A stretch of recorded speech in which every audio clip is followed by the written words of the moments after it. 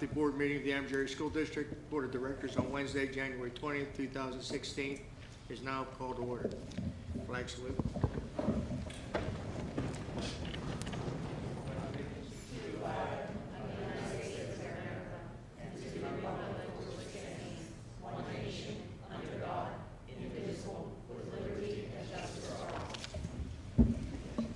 Roll call, please.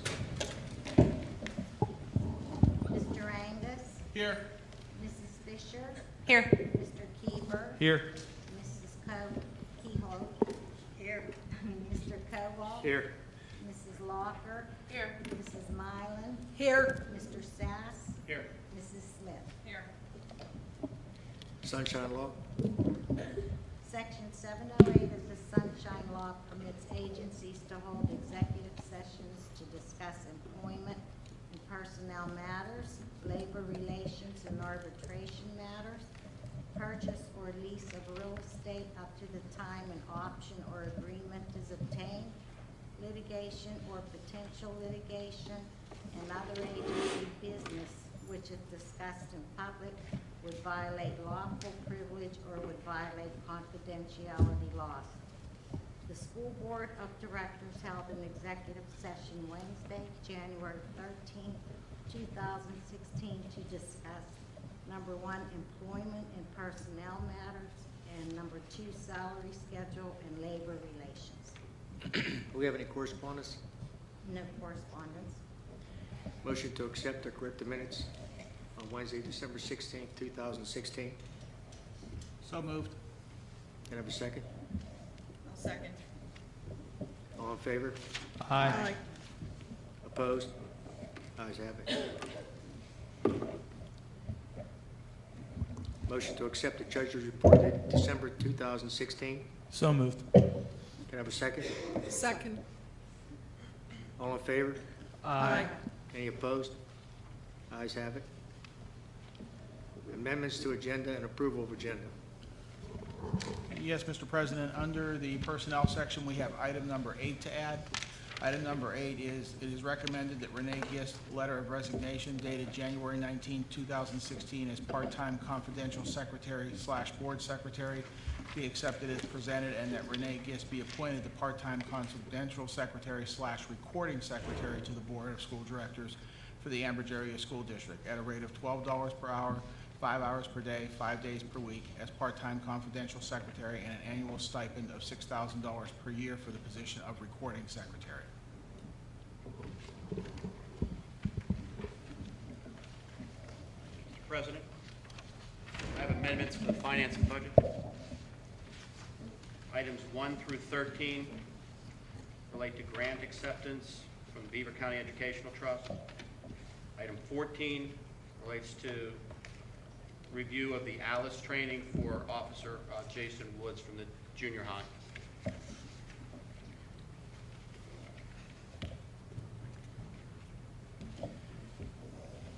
That's all I have.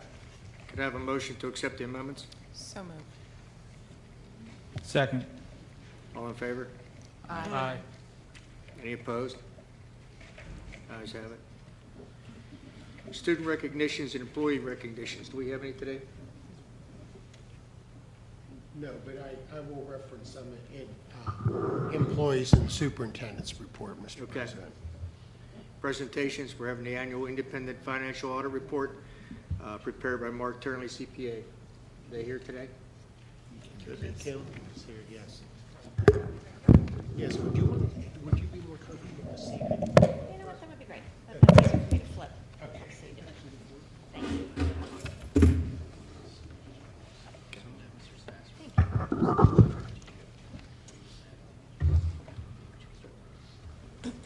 Thank you for having me tonight. This is our annual presentation of the financial statements, and usually I always make this comment when I start, and that's that I'm going to try to keep it brief. This is just an overview of the financial statements. So firstly, I'd like to thank Minnie Baker, the business manager, and her staff for their help and assistance in performing the audit itself. The audit was completed and the AFR was filed in a timely manner for the fiscal year 14-15. So these financial statements run through June 30th of 2015. Please be aware that whatever, financial information you're receiving now, what I'm about to tell you is, is about 6-7 months behind what you're looking at. I'm going to make a couple of general comments about the financial statements that I make every year, and that's number one, that the school district's financial statements are in compliance with GAAP, Generally Accepted Accounting Principles. You have what's called an unmodified opinion, which means there's nothing in the financial statements that is not in compliance with GAAP. That's the first thing.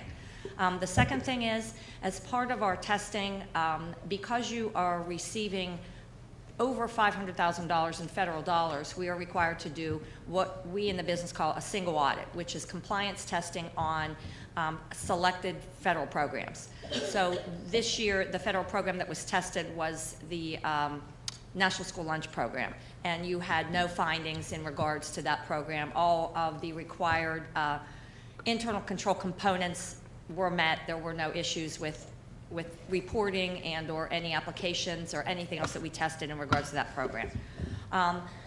As far as other internal control issues, within the report there is what we call a yellow book report, which is internal control over financial reporting. And there is a finding, as there was in the prior year, in reference to the Baden tax collector.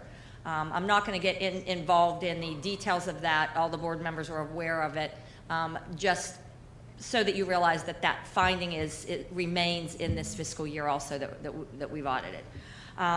Okay, so that's the general things. I'm not going to talk too very long, but I want to go over some of the real important things in the audit report, and mostly that is on the modified accrual basis of accounting, which is how you budget, how you did for the fiscal year 14-15. So all of you do have an audit report in front of you. I'm not going to go over the management discussion and analysis. This is something you can read at your leisure. It's been in the audit report for about 15 years now. It's just basically the management's ability to go and put information in that has to do with a variety of subjects. Future capital projects, where you are with fixed assets, where you are with debt. It's a summary of the financial information that's in the back of the report, but it's also a place where management can put future issues that they're going to be undertaking or future problems or concerns of the district. A lot of what my school districts have been writing about lately has been PSERS. All of you know that that's a major concern and an issue with the rates going up as they have been in the last 2 or 3 years, and they can continue to skyrocket. So we won't go over that much more. The other thing that I'm going to mention you before I get even into the modified accrual, I talked to anybody that was on the board last year knows that I talked about GASB implementation for this fiscal year that had to do with pension liability. I'm just simply going to mention that Ambridge School District, along with every other school district in the state, every intermediate unit, and every vocational technical school, was required as part of their financial picture to record their share of the unfunded pension liability for PSERS. For the school district, it amounts to a very, very ugly number. It's $48 million. That's just Ambridge School District's share of the unfunded liability. You're never going to have to give the state $48 million. This $48 million is a snapshot of what the liability was as of the measurement date, an actuarial valuation that was performed and updated through June of 2014. I have some districts that are larger than Ambridge that have $100 million on their financial statements for this liability. It just is your share based on your covered payroll. And all that means to you is PSERS is underfunded. And you all know that simply because you've been mandated to make increased payments to the PSERS plan for the last several years. This year, in this fiscal year 15-16, I think it's 25.8, 25.84. It's going to be going up in the next fiscal year and the fiscal year following. I think they expect it to level out at about 32%. About 3 or 4 years ago, you were paying 8%. So as you can see, your requirement to continue to fund this underfunding is continued and will go on for the next several years. That being said, we're going to move on to the modified accrual basis of accounting, which is how you budget and how you ended the year on that basis of accounting. So I'm going to point you to regular page 3. It's Exhibit C. This is your balance sheet. you have two columns here. One is for your general fund, one is for your capital project fund. If you look down towards the bottom, which is what basically I'm going to talk most about, and that's your fund balance. Basically, that's what you have left over after everything is paid and all your receivables and payables are taken into consideration.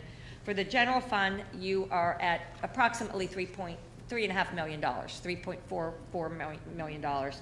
The capital project fund has a fund balance of a little over $4 million as of June 30th, 2015. If you go back a couple of more exhibits to page 5, which is Exhibit E, this exhibit is important because it tells you how you ended the year. Again, we're going to go through the columns. If you look down towards the bottom at the general fund, you'll see net change in fund balance was a loss of $1.9 million. All of you are aware that tonight there's going to be an approval of a transfer of $3.8 million from the general fund to the capital project fund for future improvements related to your junior high school. If you look down that column, you will see that operating transfer out is part of that loss. So if you were to take that out of consideration, you had a positive $1 million, almost $1.9 million as far as the outcome of the year. You've chosen to move money over to the capital project fund, which puts the district at a loss, but that's an expected thing that you plan to do and that you're approving that to do that. If you look at the capital projects fund column, then you'll notice that $3.8 million that's being taken out of the general fund is being moved over to the capital project fund. So there's no loss of money here. You're moving it from one place to another. The last column is the debt service column. These monies are simply the in and out of a refunding of your bond issues that you did, or one bond issue actually, the 2005 issue. The school district in 14-15 refunded that issue in order to save interest costs. And again in the 15-16 year, in September, the district again refunded the two bond issues that were outstanding for 2010, and they created another bond issue, again with the savings of interest cost. That's the reason for the refunding. 95% of the time you're refunding to save interest. Sometimes there will be an additional principal added, but in your case, in both of these refundings, it was simply to lower the interest rate. I had some notes here. As far as the next exhibits to review, that's it basically that's it for the general fund and the capital projects fund. Now I'm just going to do a quick overview of your capital, or your cafeteria fund. I'm sorry. That would be shown on page 8. Your cafeteria fund or food service fund finished the year with a little over $415,000 in net position. If you go back a couple more exhibits to page 10, you'll notice, I'm sorry, just go to page 9, the next page actually. You'll notice that the change in net position for the 14-15 year was a little over $91,000. I've noticed a lot in the last 2 years with all of my districts, Ambridge is no different, that revenues are down and expenses are creeping up. Revenues are down mostly because of the healthy lunch program that the federal government has instituted and you know, kind of forced districts to follow. So because of that, we've noticed a lot of decrease in the lunches that are being purchased at the schools. I'm sure you guys have noticed it. Every school district that I have is facing the same thing. So it becomes then more of a challenge to balance your cafeteria fund expenses with revenues. And it's just something that needs tweaked by every district pretty much every year, looking at what foods you can serve, how to save money on the food costs themselves, and when you should, ask the general fund to absorb some of the overhead of the cafeteria fund. It's just a game that's been played for most districts for years. So you may have one year where you have a loss, the next year you may, have an even Steven type of situation where you come up pretty much even with revenues and expenses. So it's something that I think the districts always have to be talking about. So Other than that, that's it for the financial statements. The notes to the financial statements are basically the same as they've been in the prior years, with the exception of the pension note.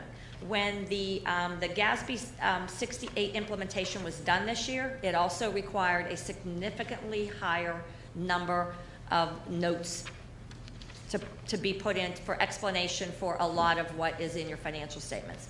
So if you go back and you peruse the notes and you find the pension note, you'll notice that last year you had 2 pages and this year you have 6 pages of notes concerning, the pension plan. Other than that, there's also a note on page 38 that talks about more pending GASB pronouncements that are coming down the road in the next year or two. And these are more things that the GASB is trying to implement to mandate school districts and other governmental units to show more and more information in their financials to the public and to those people that lend you money, the bond trustees. That would be it. I have a subsequent event on page 39. Again, that is your refunding of your bond issue that you did in September of 2015. We will also be issuing a management letter to the school district. We were not prepared to issue that management letter today. We're still working on the management letter. There are some issues that are general in nature that we make to every school district, some recommendations that we have on internal controls. So we'll be issuing that in PDF form for you to review within the next week. And then if there's any other questions on those, I'll actually be issuing 2 management letters. If there's any questions on those or any need to meet again concerning the management letter comments, that can always be done in the next couple of weeks. Does anybody have any general questions right now?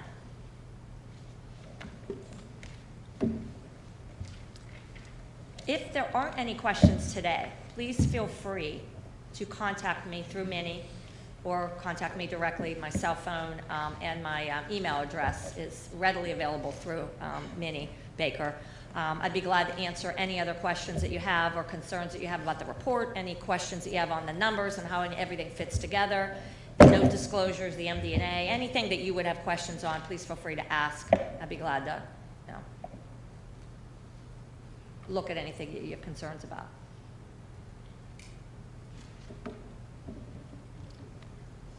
Thank you. That it? That's it. Okay. Thank you again for having me. This brings us to the public comment regarding agenda items only.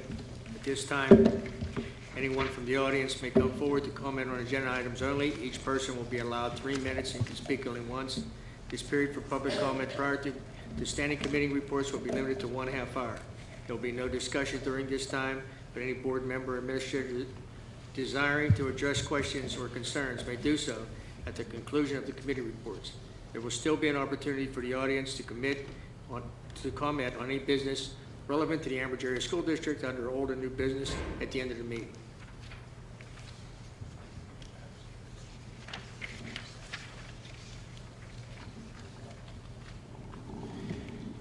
Before anybody comes up, Mr. Sass, could you ratify under financial budget 10 through 14 on the amendments? I've been told that the public does not have the agenda amendments that I have, therefore I'm required to read them at the meeting. We'll rectify that prospectively. Item number 10, grant acceptance. It's recommended a grant award of amount of $1,000 be accepted from the Beaver County Educational Trust for the Economy Elementary Story Walk. Item number 11, grant acceptance. It's recommended a grant award in the amount of $500 be accepted from the Beaver County Educational Trust for Highland Elementary Around the World project. Number 12, grant acceptance. It is recommended a grant award in the amount of $1,000 be accepted from the Beaver County Educational Trust for State Street Elementary Story Walk. Number 13, grant acceptance. It is recommended a grant award in the amount of $1,000 be accepted from the Beaver County Educational Trust for the Junior High School STEM Walk. Item 14, ALICE training. ALICE being alert, lockdown, inform, counter, and evaluate. It is recommended to send Officer Jason Woods to ALICE training in Sewickley, PA. The purpose of advanced ALICE training is to educate school-based law enforcement about research-based, proactive response approach to violent intruder events. The total cost of this training is $595. The school district will pay one half or $297, with the Economy Borough Police Department paying the remainder. Officer Woods will share the content of this training with staff members throughout the district. Anyone wish to speak?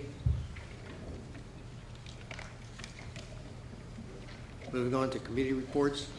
Education Technology, Mrs. Smith. Thank you, Mr. President.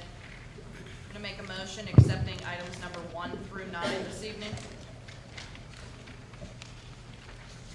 I'll second. All in favor?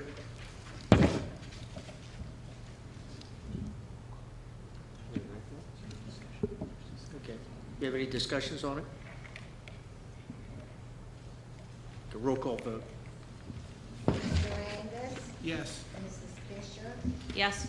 Mr. Keeper, Yes. Mrs. Kehoe, Yes. Mr. Cowell, Yes.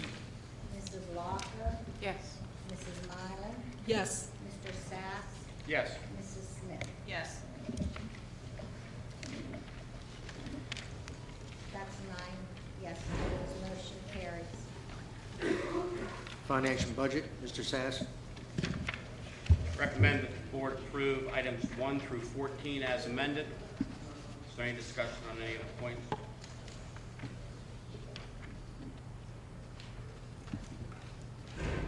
I'll second that. There is one exception. We do not yet have a budget workshop scheduled, and the reason for that is we do not yet have any state definition of monies to be received. Roll call vote. Mr. Angus, Yes. Mrs. Fisher, Yes. Mr. Keeper, Yes. Mrs. Kehoe, Yes. Mrs. Kehoe, Oh, yes. Mr. Cowell, Yes. Mrs. Locker, Yes. Mrs. Mylan, Yes. Mr. Sass, Yes. Mrs. Smith. Yes.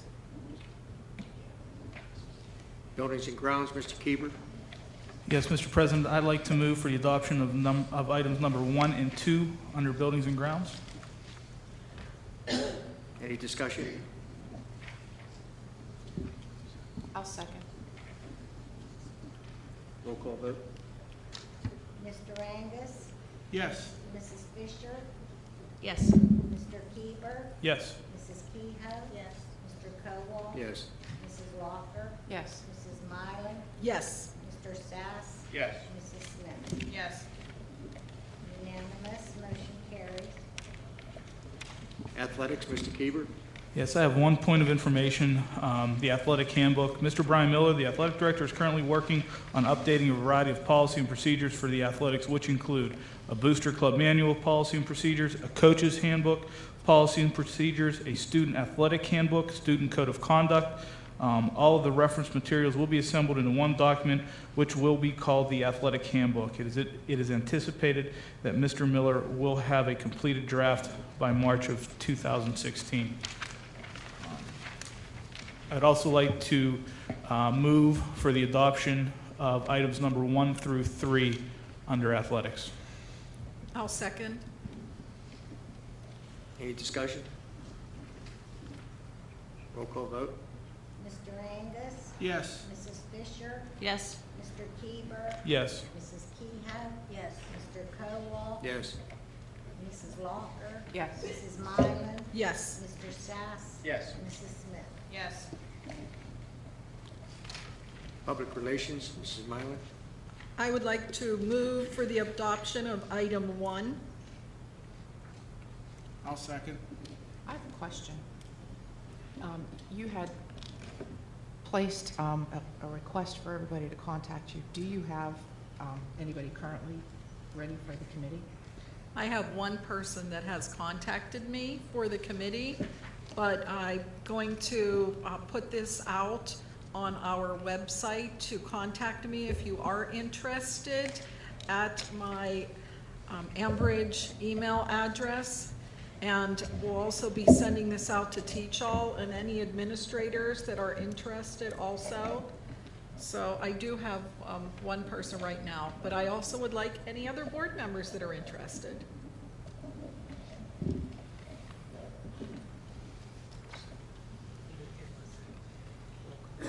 Roll call vote. Yes. Mrs. Fisher? Yes. Mr. Keever? Yes. Mrs. Kehoe? Yes. Mr. Cowell? Yes. Mrs. Locker? Yes. Mrs. Mylan? Yes. Mr. Sass? Yes. Mrs. Smith? Yes. Steering and rules, Mrs. Fisher. I have nothing to report, Mr. President. Legislative, Mrs. Kehoe. Nothing to report this evening. Salary schedule relations, Mrs. Locker. Thank you, Mr. President. I move for the adoption of items 1 and 2. Can I have a second? Second. Any discussion? Roll call. Mr. Angus? Yes. Mrs. Fisher? Yes. Mr. Keever? Yes. Mrs. Kehoe? Yes. Mr. Cowell? Yes. Mrs. Locker? Yes. Mrs. Mylan? Yes. Mr. Sass? Yes. Mrs. Smith? Yes. Unanimous, motion carries. Personnel, Mr. Angus. First, under points of information, it needs to be noted that there is need to hire one additional paraprofessional in the elementary life skills classroom with the possibility of adding a second paraprofessional to the life skills classroom if the numbers continue to grow. Currently, this need exists at State Street Elementary School.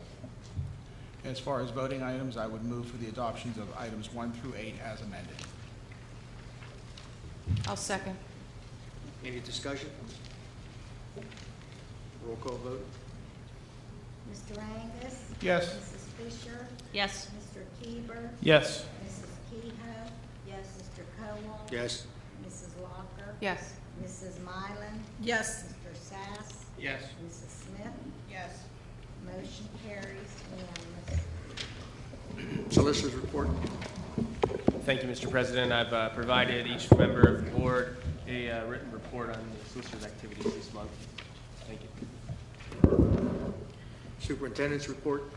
Thank you, Mr. President. Just a very brief report. I'd like to just focus on the staff this evening and commend some certain staff members this evening that I think are representative of all of our staff and all of the schools who are working so hard to improve student achievement.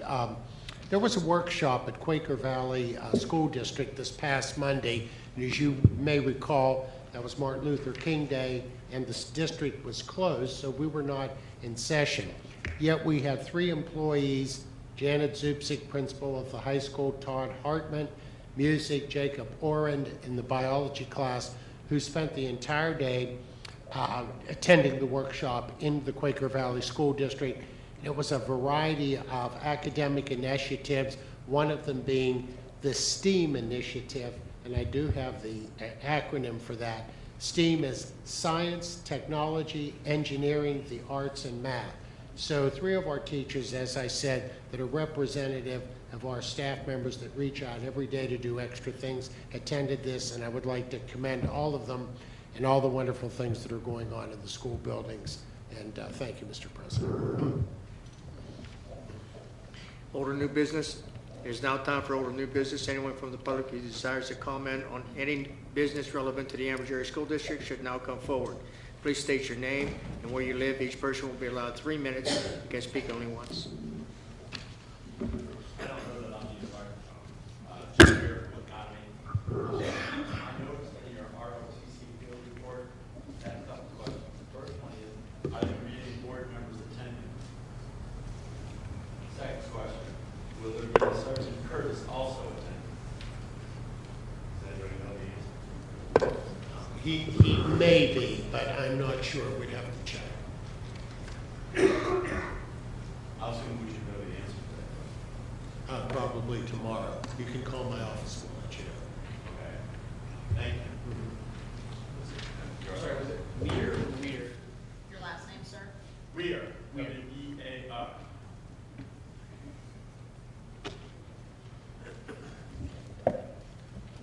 Mike Stulak, Guerrero. Now that there seems to be approximately $7 million capital improvement budget, I'd like to know if the board has begun discussions relating to the junior high. Because I remember last year, a decision had to be made in the month of February. If there is any decision, it involved the public having to have a Q&A in March. So rather than get under the gun at the very last minute like we did last year. I'd like to know if the board's had discussions concerning the junior high, or is it just status quo and go the way it's going? So we gotta have some kind of conversation. Your comments? Well, I have one comment. The board did express an interest in reviewing architectural innovations, facility study. We did make copies for them. They have been reviewing it, and I believe it's going to be something that will be a discussion item. And you had a copy of the letter that you had asked me to share with the board that was given to the members of the committee that served on the. I didn't have a copy of the letter. I provided the name of the gentleman who presented. Oh, okay. So he's the one that had the letter. Okay. Sitting on the Facilities Commission committee. We did not see the letter. We were not given the letter. Okay. Just one person had it. It was passed on to the board. And I also think we're still waiting for Constellation to finish their survey of the junior high. So we will probably not do anything until we get a report back from them. Are they anticipating to have a report? They do have a timeline. I don't know what it is offhand. I know we got the timeline emailed to us, but offhand, I know they're going to be presenting soon, but I'm not sure of the date. I might recommend making sure they're doing it on the second meeting in February, because that's the deadline you have to decide what you want to do, and have a public meeting. That's the deadline if we want to close that building. Correct. You want to do something. Right. You're right. If we want to fix it, we don't have to have a meeting. That's true. So it's only if we want to close that facility. Discussion of the cost of this. Thank you. Yeah, and Jerry, that your work with Constellation, I know you've been updating me on a weekly basis. They having. It currently looks like the presentation will be done in March. They're waiting on the numbers to come back now. We're going to review them a couple times, and it could be the end of February, but currently it looks like their presentation will be ready for March. I think the inquiry, and let me bifurcate it for you. The movement of monies to capital projects are earmarked for potential building renovations. That they are not specific to the junior high. That was just a misstatement. The school district is going about budgeting prospectively for capital projects, whatever they may be. You have $100 million of capital assets, they have to be maintained, and they require significant major maintenance at some point during their economic life. That is a change in policy from the historics. As it relates to an evaluation of the facilities, there has been a discussion within the board as to looking at various alternatives to the facilities.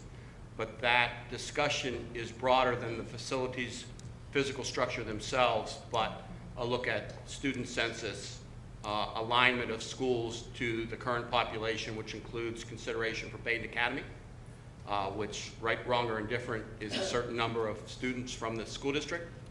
And I doubt that that review will be done by the end of February, which is probably why you don't see anybody in the board jumping up and down when Jerry says that the Constellation report is not coming until March.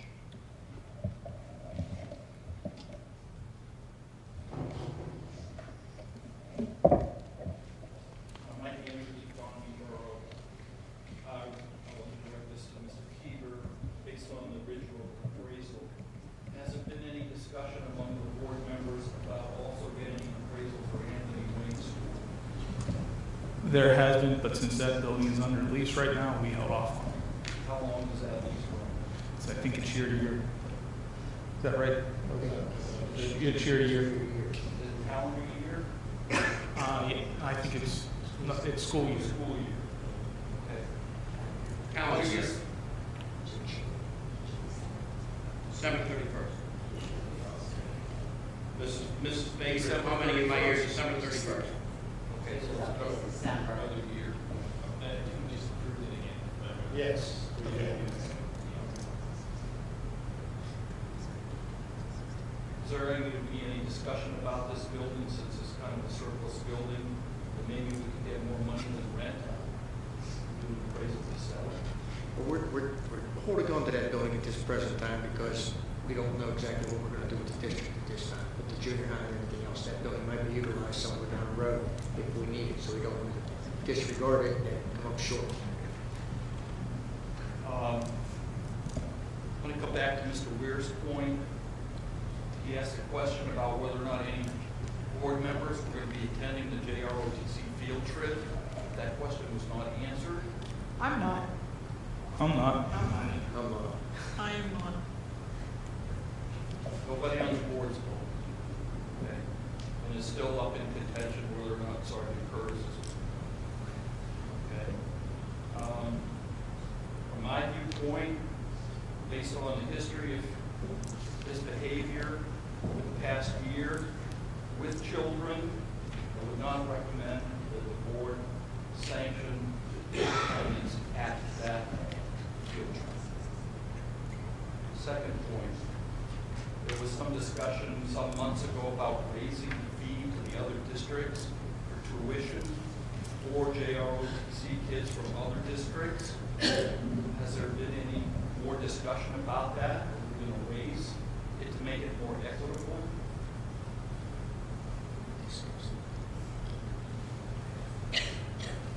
We're going to do this like over, a period of a year or 2 years to get them up, because basically they're getting a free ride right now.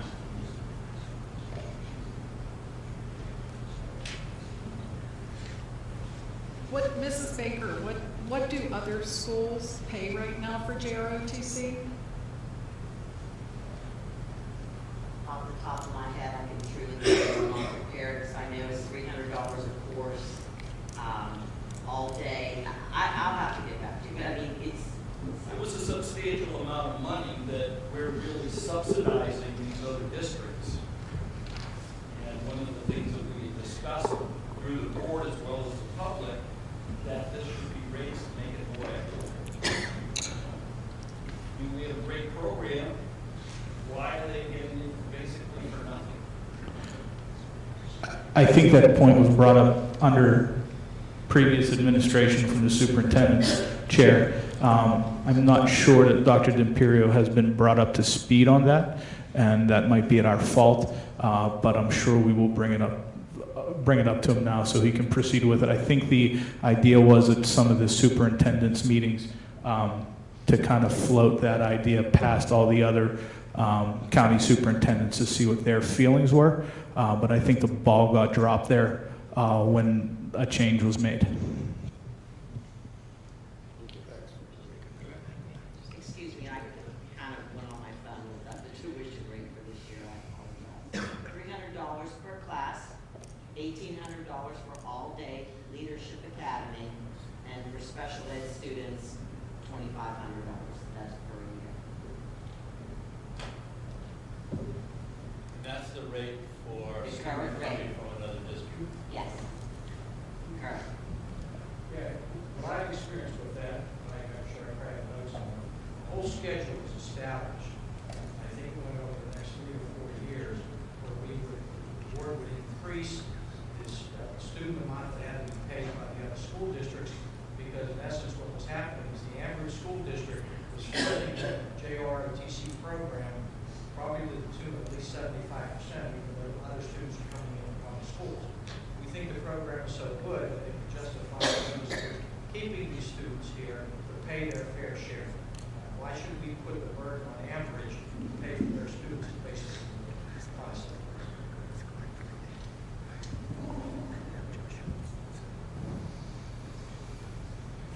Anyone else from the public want to speak?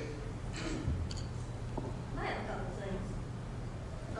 I'd like to read a couple letters real quick before we adjourn. On December 11th, there was a letter sent to Dr. D'Imperio. It said the board has requested that our office address the question of whether a representative of the Joint Operating Committee, whose term is 3 years, may be changed before the end of the term. Career and technology centers are created under 24 PS 1840.1 of the Public School Code, Section 1850.3, 24 PS 1850.3 provides each participating board of school directors shall elect one or more of its members, as the case may be, to serve on the area vocational technical committee. Committee members so elect shall serve for a 3-year term commencing on the date of their election in the month of December. The Articles of Agreement for the Beaver County Career and Technology Center, which have technically expired, follow the provisions of the school code.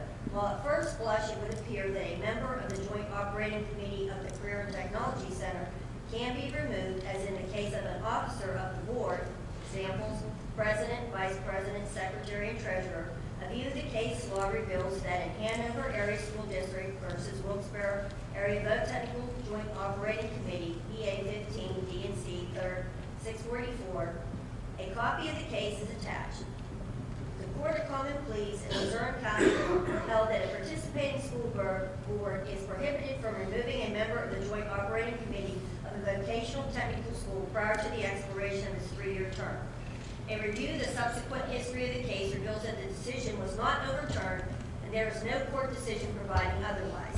The court held that because the legislature created a 3-year term of the JOC member, a school district board could not shorten it.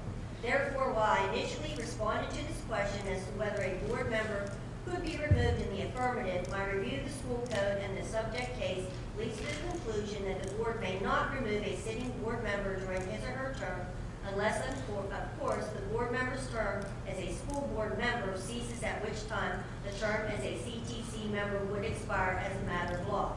I am providing this opinion to the administration of each school so that they may be guided accordingly. That was the first letter. On December 18th, because apparently there was a second opinion required. Dear Attorney Weiss, per your request for an independent opinion on the Ambridge Area School Board's action in appointing Mr. Kowal to replace Mrs. Kehoe during the pendency of her term, we have reviewed Section 1850.3 of the Pennsylvania Public School Code, as well as applicable case law in this matter.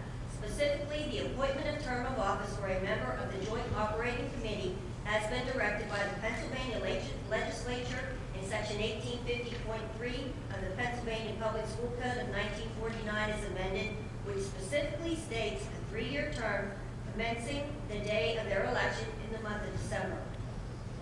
The code fell to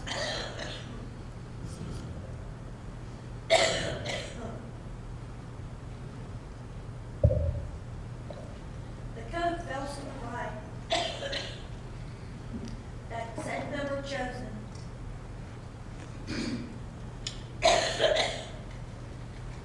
can be removed prior to the expiration of their 3-year term.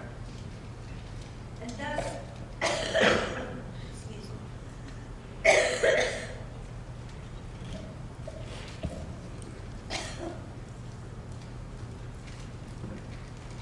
need a cough drop.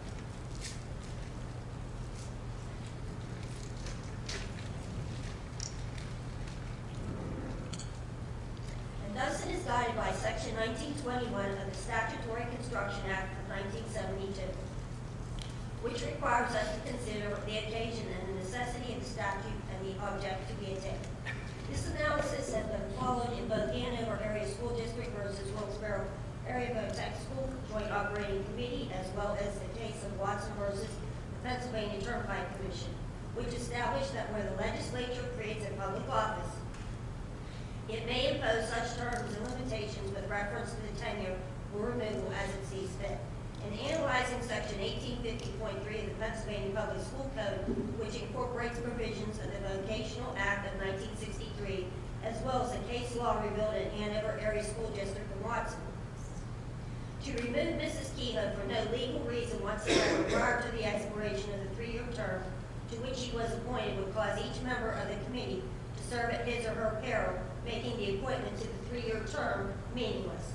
A consistent changeover in membership would militate against consistent policy decisions and long-range planning on behalf of the educational facility, which was the intent of the legislature in requiring such 3-year terms.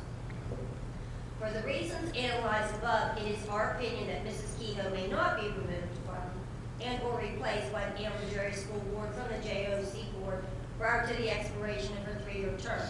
We would therefore concur with your prior written opinion of December 11, 2015. We trust this is responsive to your inquiry. Should you have any additional questions or wish to discuss same, please do not hesitate to contact me. Sincerely,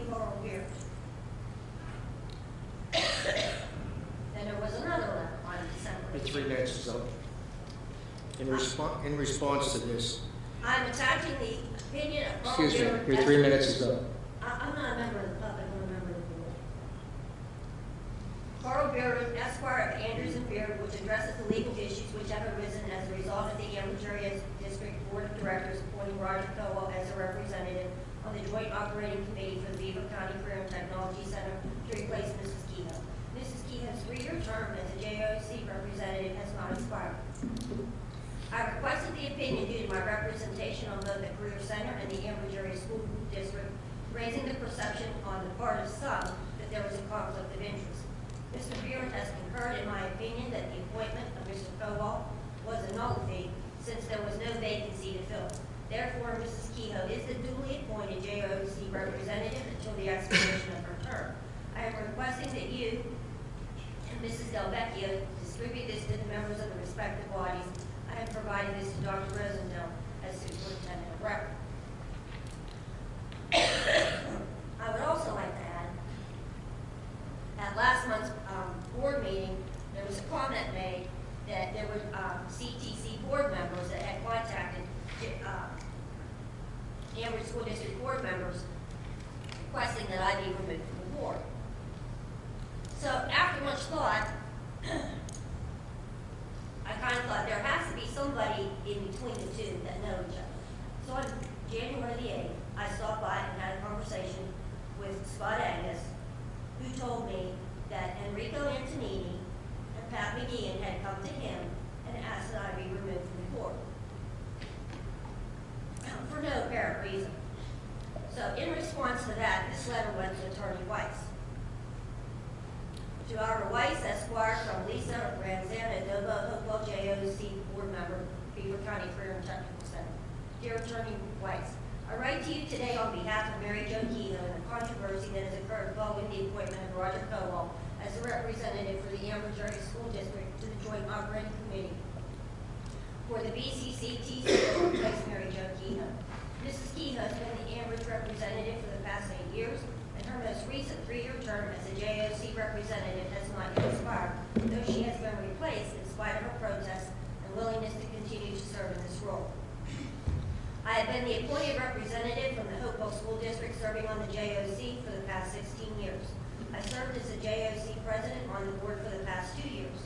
Among the many hours of service required as president and many meetings, phone calls, and various complaints one can hear in this capacity, I have never heard one single complaint from the CTC staff or fellow board members regarding any dissatisfaction with Mrs. Kehoe's performance. In fact, quite the opposite has occurred since this unfortunate controversy began. Many of our current board members and staff, i.e. teachers at the CTC, are extremely disappointed with this unexpected change. Mrs. Kehoe has always worked very hard in serving the JOC, CTC, its staff and students. She has always gone above and beyond merely attending a monthly meeting. She has served on many committees and given hours of her own personal time as she attended all student-related activities, banquets, award ceremonies, graduation ceremonies, etc., etc., etc. It seems that whether it is the board member, the solicitor, or the director, serving the CTC is quite difficult far too often. This situation is just another example of the unnecessary and disheartening challenges that we continually face at the CTC. I sincerely hope that with your help we can resolve this issue soon. Best regards, Lisa Doe. I also have a letter here too, I'd love to share with you from Kim Beechek, who talks about why I served. I'll just read it. Mary Jo Kehoe served as the Ambridge representative on the Beaver County Career and Technology Center Board of Directors for several years, at least 2 3-year terms while I was the board secretary and superintendent secretary for the Ambridge Area School District. While serving in that capacity, she consistently attended their meetings and provided updates to members of the Ambridge Area School Board and superintendent.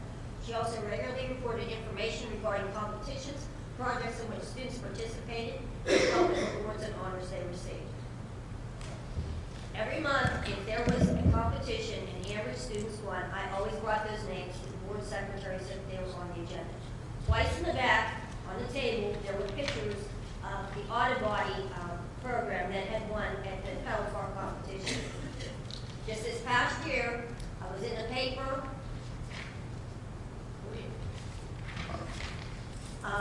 regarding the donation of steel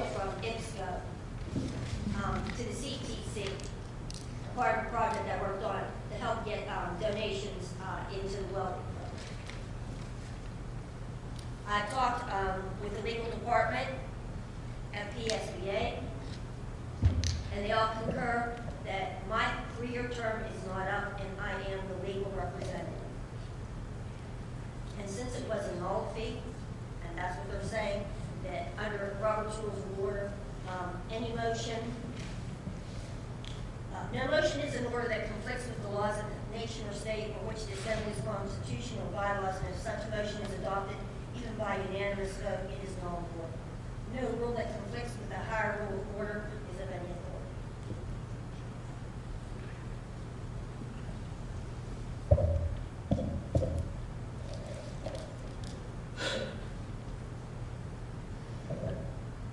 Are you done? I am. I would just say that all of your comments are really noted. Obviously, a significant number of those comments came from my firm.